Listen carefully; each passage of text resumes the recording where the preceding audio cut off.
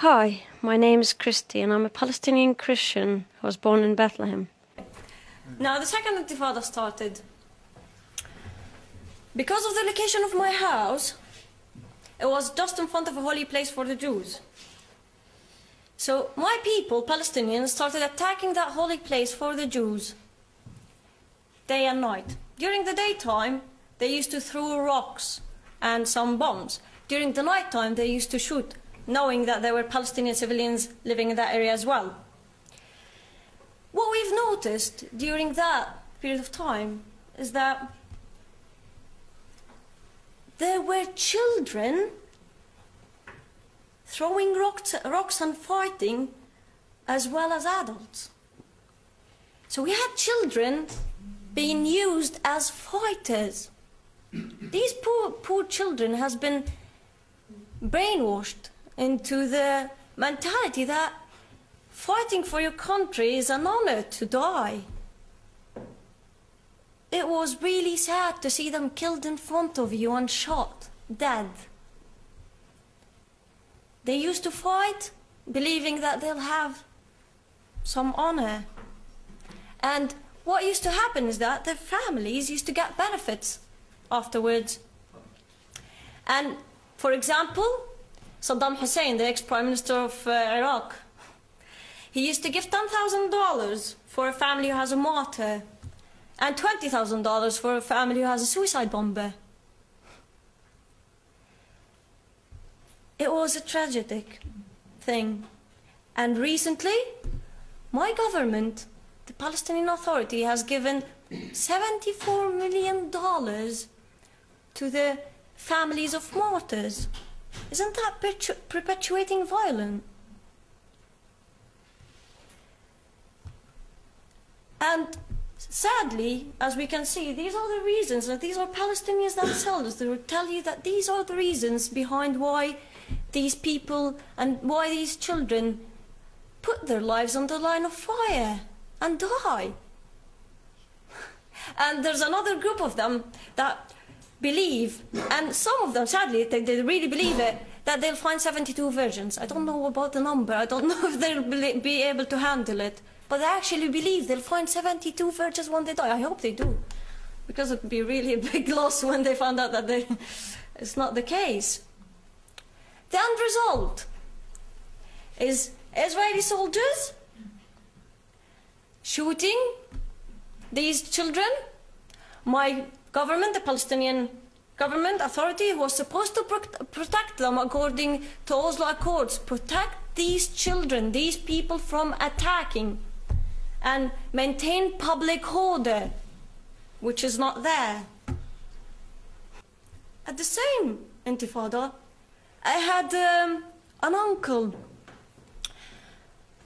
a wealthy Christian uncle who used to pay Al-Jizya.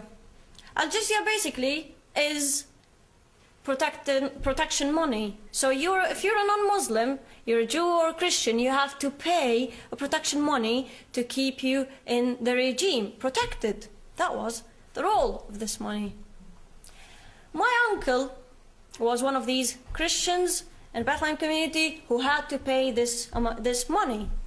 But sadly, after a while, him and other Christians started seeing these people who called themselves freedom fighters. I call them mafia. They used to stand next to Christian houses, shoot and launch rockets at Israel and run so that the response would come mainly upon Christian houses. So what my uncle done was to decide to stop giving them money. They accused him for being a traitor. They put him in jail. They had no evidence against him. They had to let him out of jail. But after a few days, they shot him in his heart in front of his house and killed him. Palestinians killing other Palestinians.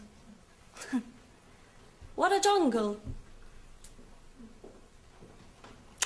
Another wealthy Christian man who used to pay them money at the funeral of my uncle stood and said a few angry words against them.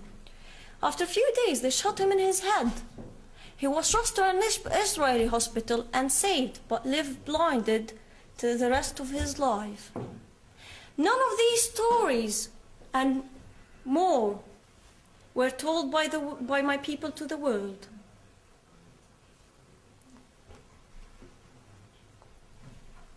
At the Intifada, the number of Christianity started decreasing big time, sadly. And I probably heard that so many people would tell you that the major factor is the Israeli occupation. Well, I believe in facts and statistics.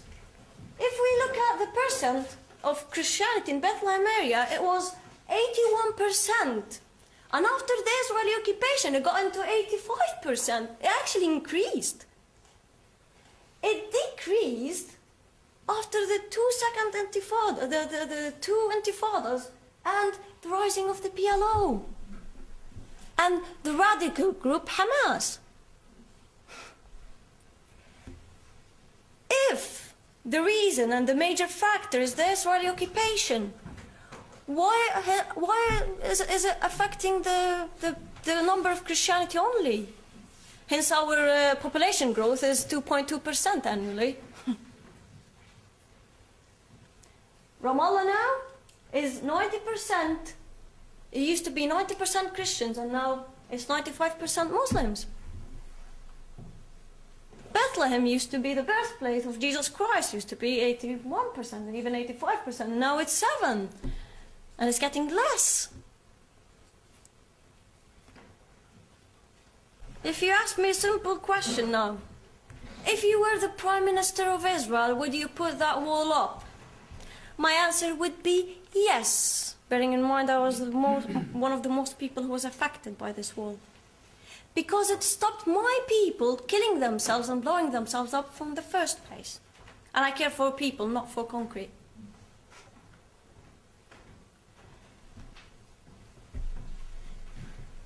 Afterwards, the second Intifada ended, and I decided to study law.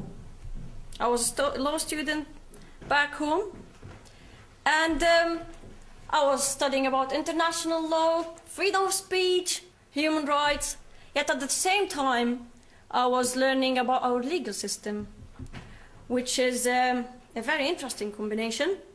It's mostly based on what we call al-urf, and al-urf is a combination of Sharia and tribal law. And the tribal law we have is based on what we call the Bedouin culture. Now, the values of the Bedouin culture are what we call the 3 Ws. Woman, wealth, war.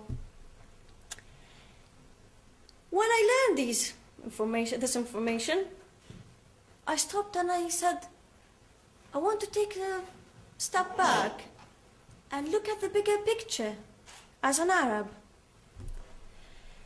Sadly, my people, and I'm devastated to say that, if we look at the regime now and take the word woman, men can get married to up to 4 women there. Wealth, I have a corrupt government having the financial benefit out of the situation. They're loaded with money, and my people are suffering. After learning the amount of money we've been given, I should be rich. Each Palestinian should be rich. Well, war, if we don't have an enemy to fight against, like Israel-Palestine conflict, in 2006 in Gaza, Fatah and Hamas fought against each other and killed each other. We'd fight against each other. Palestinians killing Palestinians. Tunisia, Algeria, Libya, Iraq, Lebanon, Syria, Egypt. My people have taken these values and expanded them and built on them. Our constitution is there, and it's a very good one, but it's never used because we have a corrupt government. Sabi Arkat, our senior negotiator, said, we have had killed Palestinians to establish one authority, one gun, and the rule of law. We invested time and effort. Well done, yeah. Well done. To kill Palestinians, our people. It's disgusting. Sadly, this affected my regime, my culture. There's no law, no order. One of the most things we face is honor killings. Women don't have rights there. In this market, this is a picture of a market where a woman has been beaten for 10 years by her husband, and after 10 years she had the courage to go to court and ask for divorce. After she's done that, her husband caught her in the market and slaughtered her. Women are treated as possessions there.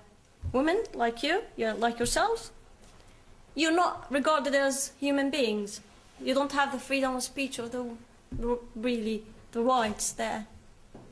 I can tell you so many stories about young women being killed by their own families for honor killings. It has increased in the year of 2013, 300% last year. 300%. The other problem that we face is theft of lands.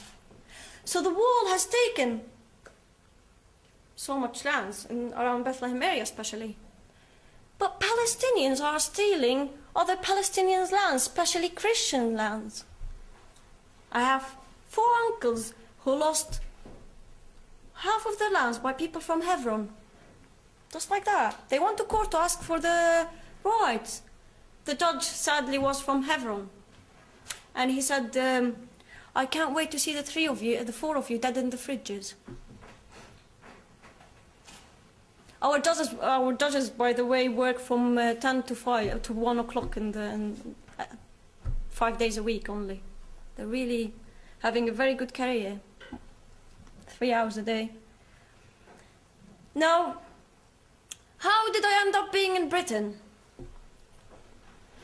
I was born in a Christian family. I didn't have really much faith. And what happened was, after I grew up, I came across this verse as a person who was born in a Christian family, who only read the Bible once. And that verse challenged me to the core. And I actually found that it's written in the Quran as well. I said, oh, that is really bizarre. If God exists, and if that's true, I'll find the evidence. I had the lawyer in mind. So what I've done is that I went and researched the wars that happened against Israel and the wars that Israel was involved with. And my favorite war is Yom Kippur War. From a military perspective, fighting in more than one front in a battle, you're losing. Israel was attacked from the north by Lebanon and Syria, from the east by Jordan, from the south by Egypt. Lebanon went down. Israel had 150 tanks, and Syria had 1,400 tanks. From the south, Israel had 500 soldiers on duty, and Egypt had 80,000 soldiers on duty, and Israel won and took more lands. That wasn't them being superheroes, that was God's plan God's hand for me. That was an evidence. After learning that, I decided, well, I have freedom of speech, I have human rights, I want to exercise that and share my beliefs. And what happened was, when I started sharing my beliefs with a small group and simply saying, I believe that God has given this land to the Jews as an everlasting covenant. They're there, we're here, let's just have 2 states and move on, have a life. And if you don't want to take on my beliefs, well, how many Christian countries we have around the world? How many Muslim countries we have around the world? Why can't the Jews have one country?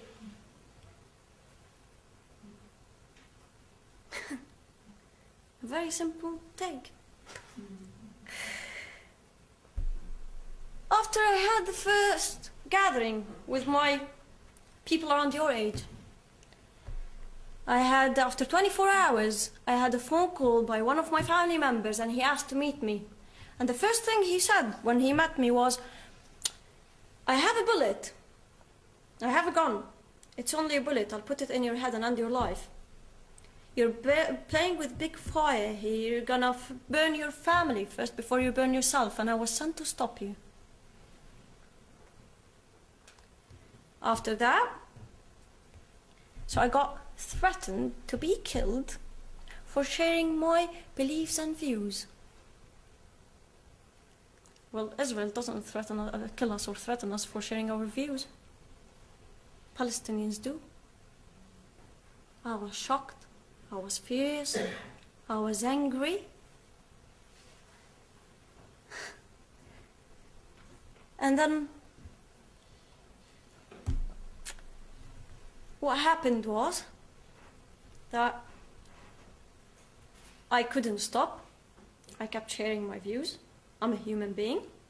I even went to Yad Vashem, the Holocaust Museum, to understand more about what happened to the Israelites.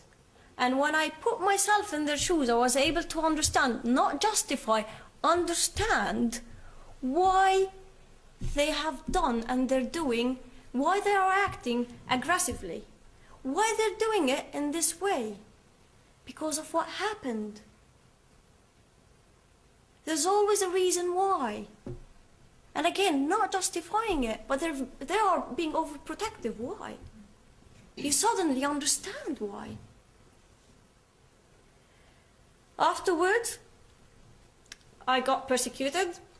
I was accused for being a traitor. It became dangerous for me to stay there. And I had to leave my country, and I went to Britain, and I was granted political asylum in 3 days because the case was an open and shut case. And this is my story. Thank you so much. Now, after you watched both of the videos and you've seen my point of view on the current situation of the Palestinian territory, I think you'd be interested to know that I've been threatened to be killed here in England. Thank you.